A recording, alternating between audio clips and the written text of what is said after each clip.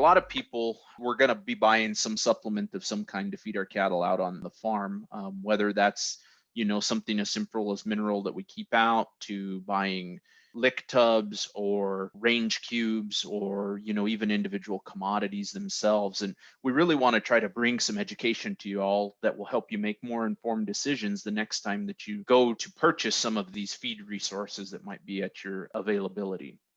But I really want to start off with a few disclaimers first, because it's exceedingly difficult to have this conversation without actually mentioning products by name or, specific companies. And I just want to make it clear that, any mention of specific commercial products, processes, or services by trade name, trademark, manufacturer, otherwise does not imply its endorsement, recommendation, or favoring by the University of Missouri.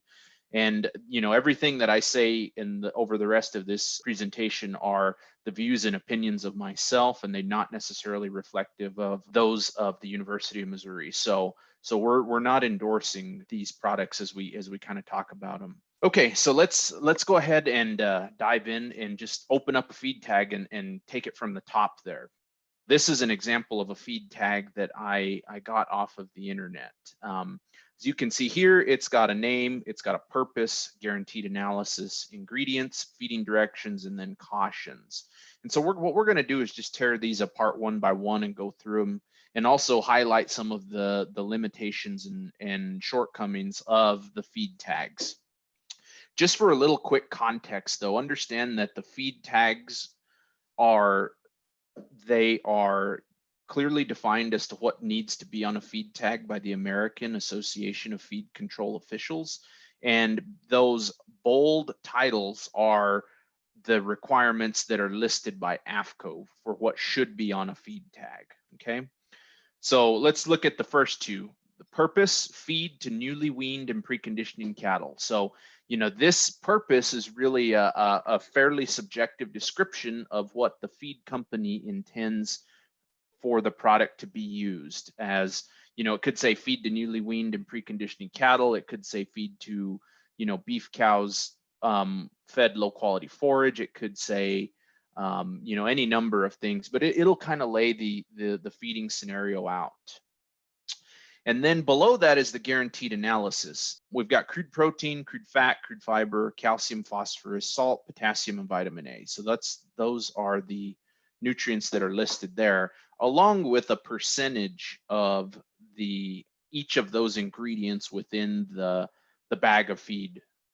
Okay, so these are what are defined by the AFCO as we have to report on the feed tag if the feed contains these products. So you'll notice we've got protein, we've got fat, fiber, and then a host of minerals and vitamins. There's one thing that's obviously missing from a guaranteed analysis that I think trips a lot of folks up when it comes to making educated decisions about effective use of these feed supplements. And really, that's not just from a cattle perspective, that's from a horse, pig, chicken, and really any class of livestock.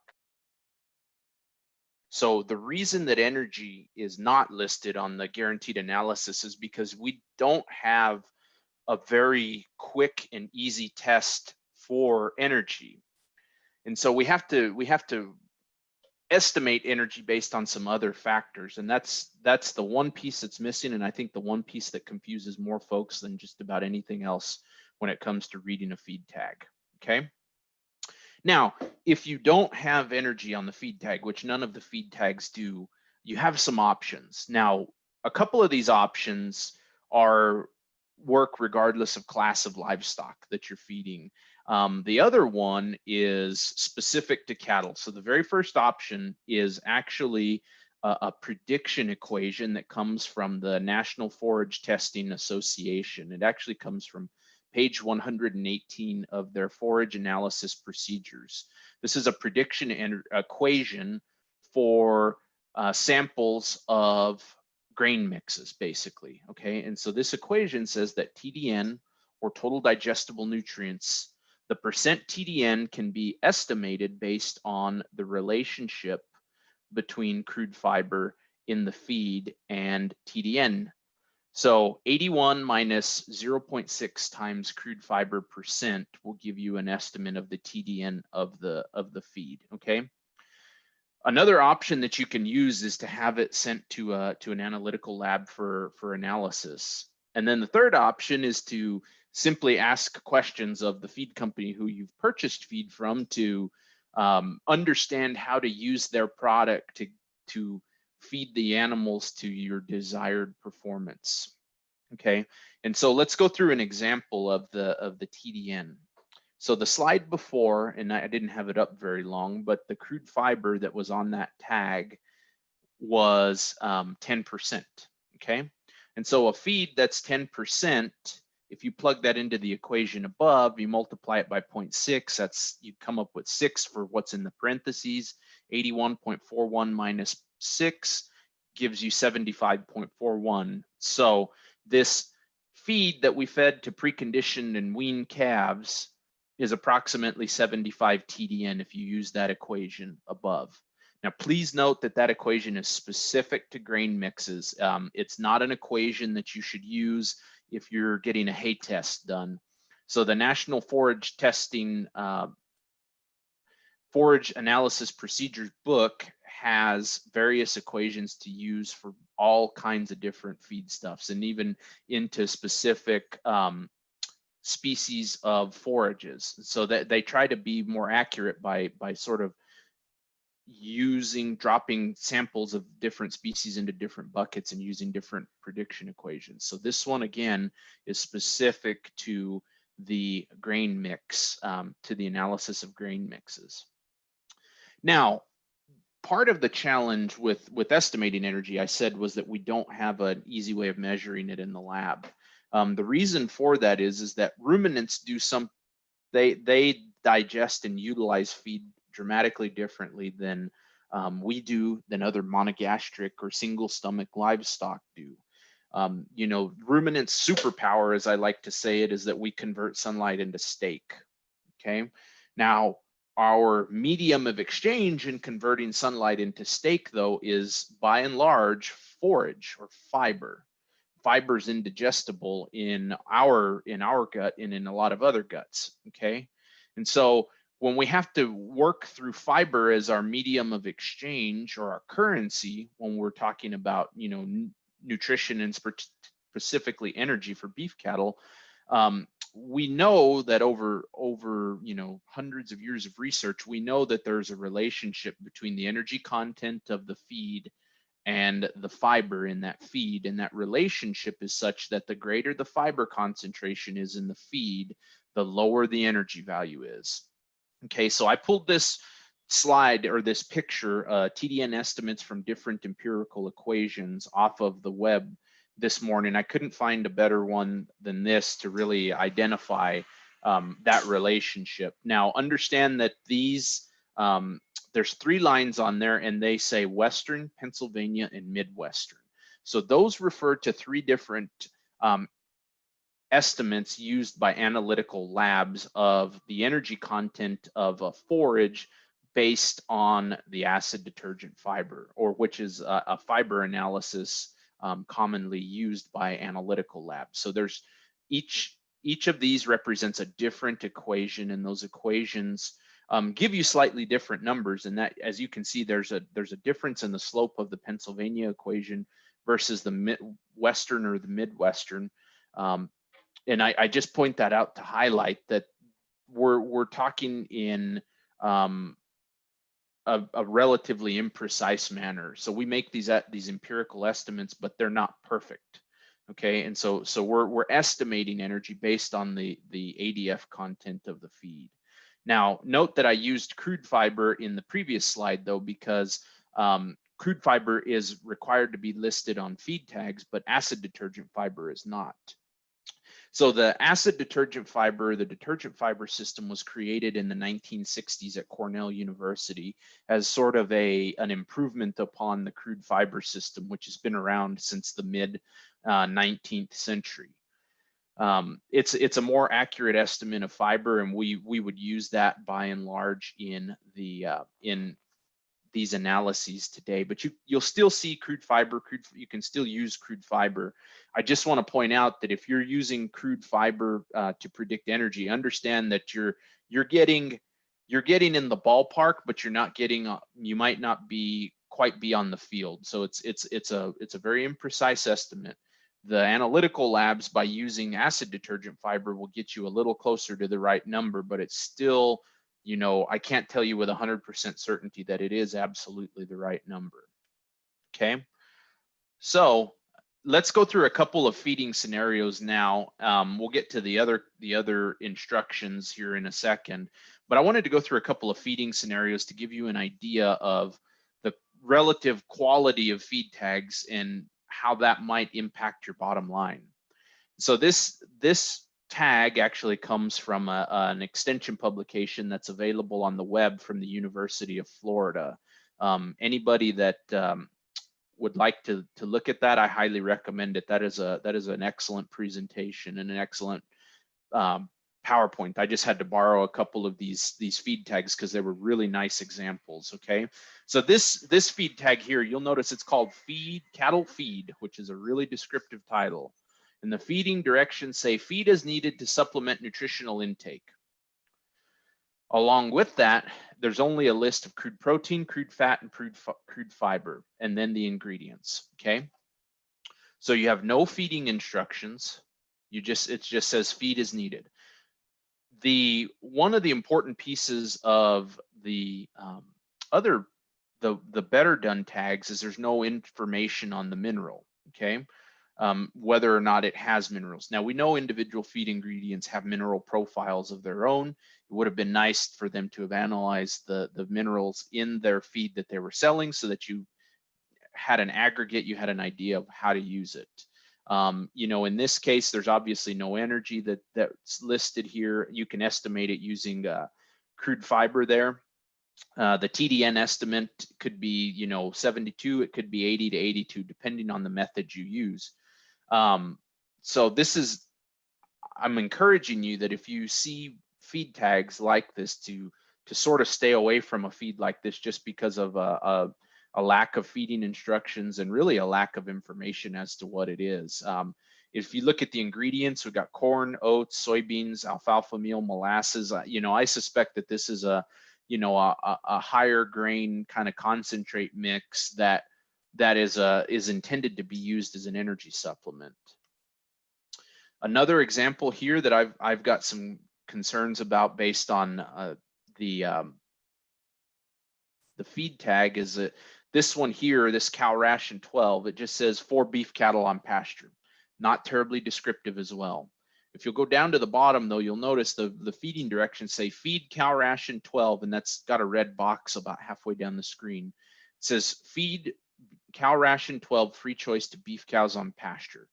Provide fresh, clean water at all times. Okay, so a couple of things jump out here. If you'll notice in the guaranteed analysis, I've got the crude protein and the crude fiber highlighted. Crude protein, 12%, okay? So that crude protein level is above the nutrient requirements for a beef cow that is lactating. So from a protein standpoint, it's great. The crude fiber being 18%, however, if you plug that into that equation that I showed you before, that's going to be a feed that is in the high 60s from a TDN perspective. And you know, your estimates, depending on how you do it, it could be as low as 62, they could be as high as 75. I call this one a book drainer because it sounds like their intention is for you to feed it free choice to these livestock. And depending on where they have it priced at, this could be a very expensive way of feeding your way through a situation where you may be low on forage, whether that's drought or winter or hay, etc. So this one's not an ideal example as well of a good feed tag. Now let's move on to the ingredients, because in the last two examples I've showed you, they've been more forthcoming with what the ingredients are. They've said corn, oats, barley, soybean, etc., etc. But many times I'll run across feed tags that are a lot more ambiguous about what's listed in the feed. And you'll notice here, this is from the feed tag that I showed at the very beginning of this. We've got grain products, processed grain byproducts, plant products, roughage products, molasses products, and then a whole lot of minerals listed basically. Okay, so what are grain products? What are grain byproducts, plant protein products, etc.? So I got this table out of the Elements of Nutrition, a primer for practitioners textbook that was produced in 1992. This is a table of collective feed terms by ingredient. So you'll notice grain products would represent your cereal grains: barley, corn, oats, wheat, rice, rye. Animal proteins would be, soybean meal, fish meal, hydrolyzed feather meal, meat and bone meal, et cetera, et cetera. Whole milk, skim milk, dried whey. If you see animal protein products today, though, and you're talking about let's say a $10 100-weight bag or $10 100-weight feed, it's probably going to be hydrolyzed feather meal. If you're talking about an expensive feed, it's probably going to be fish meal. Those are really the only two that you're going to see regularly today. The milk, the whole milk, the skim milk, and the dried whey, you might see those in calf replacer, milk replacers for calves. That's probably going to be about the only place that you'll see those. Plant protein products, so cottonseed meal, linseed meal, soybean meal, whole soybeans, and then yeast byproducts. That's where those will come in. The newer kid on the block here would be those processed grain byproducts. Those would be distillers grains, corn gluten feed, wheat middlings, which Kendra's actually going to be talking about here in a little bit, rice and wheat bran. So those are, in general, I would think about if you see processed grain byproducts high on the list, that trends towards it being a protein supplement, a higher crude protein concentration supplement. Forage products might be alfalfa meal, grass hay, some other kind of legume meal, basically. And then roughage products, the roughage products are going to be more like, I mean, I hate to say it like this because I don't intend it to be, but in some cases, a filler, like, rice hulls, oat hulls, peanut hulls, so very low energy, high fiber kind of deal. Now, if you're looking at something that may be going towards the equine market, that might be beet pulp, that might be, apple products, dried apple products. So it really depends on the class of livestock. That roughage products category can go either direction. Okay, the feeding directions. A good set of feeding directions should say a rate of feed and give you some idea of what the scenario that they intend for you to feed it in. So this example here says feed 16% high energy beef preconditioner to newly weaned or newly received cattle at a rate of 1 to 2% of body weight, along with good quality free choice hay. Provide ample bunker feeder space and plenty of clean, fresh water at all times. Okay, so this gives you a sense of how the feed's most effectively used. I would say that based on these directions here, I would consider this feed to be an energy supplement. Note that they said in terms of percent of body weight, and they give you a pretty wide range. So if you think about a 5-weight steer, 1% of body weight is 5 pounds, 2% of body weight is 10 pounds. And really what they're going for here is it's the desired rate of gain that you have in these in these feeding situations. So we can come across protein and mineral forage, and then there's even some complete feeds. The forage replacement one is a relatively uncommon type of supplement that you might see, but I would not be surprised to run across some of those occasionally, especially when we get into times of drought. Let's see. Okay, and then caution. So most of these feeds are going to carry a caution label on them, especially if they contain medicated feed additives. So rumensin, Thailand, things along those lines. So remember, rumensin and Bovatec, those are ionophores that are used for the alteration of rumen fermentation. And while they change the rumen microbe population in the rumen and they enhance feed efficiency, they're very toxic to monogastrics. And And so we have to put this warning on it that, you make sure that if it's cow feed, you don't feed cow feed containing ruminants into horses. That's the prime example. We know that supplemental copper and high concentrations of copper can be toxic to sheep. And so a lot of times these will carry warning labels against copper. Selenium, if a product has added selenium in it, there's tight regulations on how much selenium can be added into a livestock diet, because the difference between the or the toxicity threshold is much lower for selenium than it is for other mineral that could be added to these feeds. So if we have a situation where we've got a decimal place off by 1 or 2 in terms of selenium, we can quickly get into a toxic effect. And as such, there's regulations that say that supplemental selenium should not be more than 0.3 ppm or parts per million per day on a complete diet basis. Hence that caution that you'll note right there. Now, mineral supplements. Okay, I get a lot of questions about minerals. I always have. And this is probably the #1 supplement that most farmers are going to use in a given year. Let's just kind of talk a little bit about how mineral supplements are put together, and what I think are the important pieces of the equation. So on the next slide, I'm going to have recommendations on guaranteed analysis based on forage type for cattle or feeding situation. I just want to kind of generally go over a feed tag here. So, we're typically going to see a calcium to phosphorus ratio of at least 2 to 1. Anything higher than 2 to 1 is fine. That's not uncommon. Cattle can handle calcium to phosphorus ratios that are much greater than 2 to 1. Most mineral supplements are going to have salt used as an intake limiter, and so you'll notice that salt will be in there somewhere probably between 15 and 30%. It's really important, though, when you look at these mineral supplements to understand what their feeding directions are, and really to figure out what the intake should be of this mineral, because I run into a lot of situations where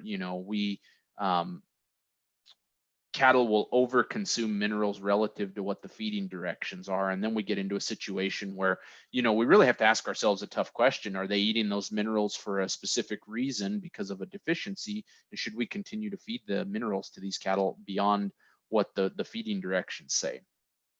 So this supplement here, the recommended consumption of mineral is 1/4 pound per 100 pounds of body weight per month.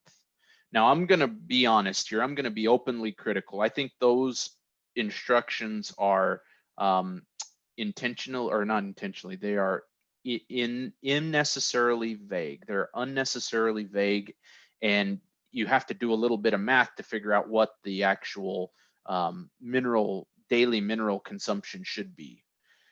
Most minerals are going to be formulated anywhere from having an intended intake or consumption by cattle of anywhere between 2 and 8 ounces of mineral per cow per day. Okay, by saying 4 to 8 ounces per 100 pounds of body weight per month, we have to do a couple calculations to get to where we figure out that essentially, a 1,200 pound cow should eat somewhere between 48 and 96 ounces of mineral per month, which you divide that by 30 and you come up with somewhere between a 1.6 and a 3.2 ounce per cow per day consumption rate. So I would call this a 2-ounce mineral. A 2-ounce mineral essentially in this case should give you somewhere around 250 cow days per bag. I would say that it's more common today to see mineral supplements come out and say, this is a 2-ounce mineral, this is a 4-ounce mineral. 4-ounce mineral is the most common. 2 ounce is fairly popular. The 8 ounce, the 6 and the 8 ounce would be relatively uncommon from what I see out in the industry. Okay, so here's my basic mineral guidelines that, well, I shouldn't say my basic mineral guidelines. These are Wayne Green's basic mineral guidelines that came out of a Journal of Animal Science review article in 2000. I want to draw your attention to the cool season lush growing grasses. Now you'll notice that he lists guidelines specific to macro minerals. So that's calcium, phosphorus, and magnesium. Okay, so 12 to 16 ounces, or 12 to 16% calcium, 0 to 4% phosphorus, and 6 to 10% magnesium. So anybody who feeds a high mag mineral in the early spring when the grass is lush and rapidly growing, this is a prime example of a high mag mineral here. Now you'll notice that the phosphorus level is lower there than it is for the fertilized warm season grasses or the unfertilized grasses. Phosphorus in cool season grasses contain greater concentrations of phosphorus than many other types of grasses. And phosphorus can be a costly mineral to supplement. So you'll see at times, especially when we know that we don't need phosphorus, it be pulled out to maintain the relative cost of the supplement. Now understand that when we get down into the micro minerals, copper, zinc, manganese, selenium, et cetera, all of those micro minerals are added in tiny concentrations to the formulation. When they do this, most feed companies, when they formulate a mineral like this, what we're trying to do with the formulation is we're trying to provide at least 75% of a beef animal, whether that's a cow or a growing calf or whatever class, we're trying to provide at least 75% of their daily requirements from that supplement when consumed at the proper rate. And so, these minerals oftentimes we get within the striking distance of meeting their requirements without considering the minerals that might be contained in the other feed that they're consuming, whether that's forage out on pasture or hay or whatever else. So just keep that in mind. And I just wanted to show this to you. So I took a common supplement and pooled the percent of each supplement or each mineral in the supplement, and then related that to the percent of a beef cow's requirement. And you'll notice that, Wayne said that, the trace minerals, we meet at least 75% of them with the formulation. The light brown minerals are the macro minerals at the top. The purple minerals at the bottom are the trace minerals. Now you'll notice that this supplement contains 1% potassium, and that's only 1% of a cow's requirement. Potassium concentration in forages is high, especially in lush, actively growing forages, something that we don't necessarily need to supplement. Calcium and phosphorus are relatively low.